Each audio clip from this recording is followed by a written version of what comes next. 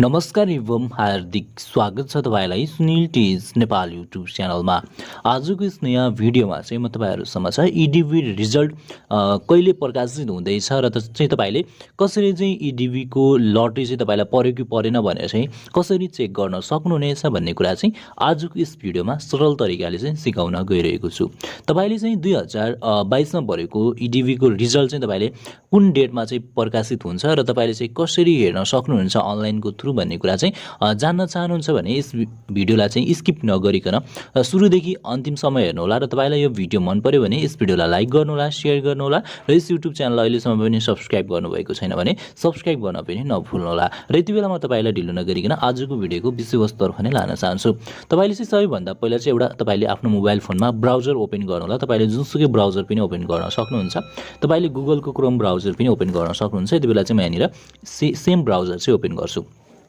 यहाँनिर चाहिँ मैले सेम ब्राउजर ओपन गरिसके पश्चात चाहिँ यहाँनिर मैले टाइप गरेको छु अलरेडी नै व्हेन पब्लिश एडीबी रिजल्ट 2023 भनेर चाहिँ यहाँनिर आएको छ।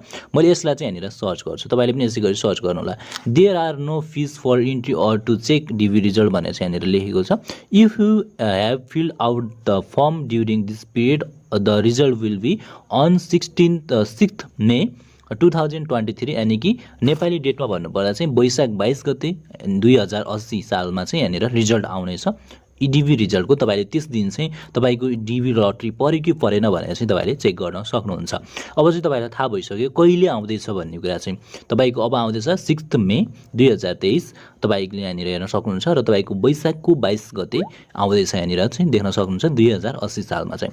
र अब चाहिँ तपाईको यहाँनिर यो 6 मे यानी कि वैशाख 22 गते चाहिँ तपाईको एडीबी को चाहिँ रिजल्ट प्रकाशित भइसके पश्चात चाहिँ तपाईले कसरी चेक गर्न सक्नुहुनेछ भन्ने कुरा चाहिँ म तपाईलाई यहाँनिर सिकाउन गइरहेको छु।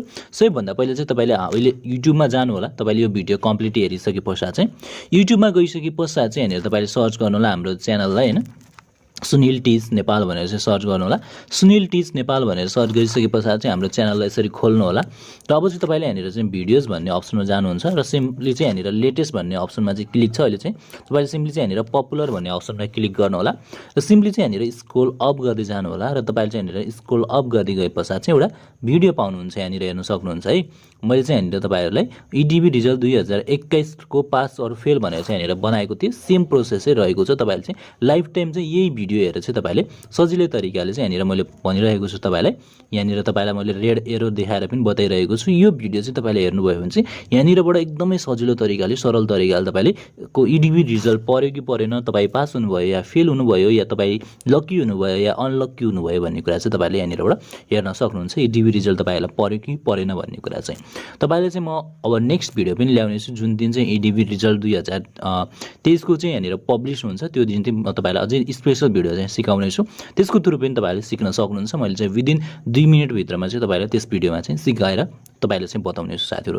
र तपाईले यो भिडियो कस्तो लाग्यो, यद्यपि यो भिडियो तपाईलाई मन पर्यो भने यस भिडियोलाई लाइक गर्नु होला, शेयर गर्नु होला र यस युट्युब च्यानललाई अहिलेसम्म पनि सब्स्क्राइब गर्नुभएको छैन भने सब्स्क्राइब पनि गर्न नभुल्नु होला भन्दै तपाईसँग छ नेक्स्ट अनि बेस्ट भिडियोमा भेट्ने बाचा गर्दै अहिलेलाई भने Sunil teach Nepal YouTube channel सँगसँगै म सुनिल कुमार केसी पनि नोजल पर्छु। हौस् त नमस्कार। तपाईको बाँकी पल शुभ रहोस्। जय नेपाल।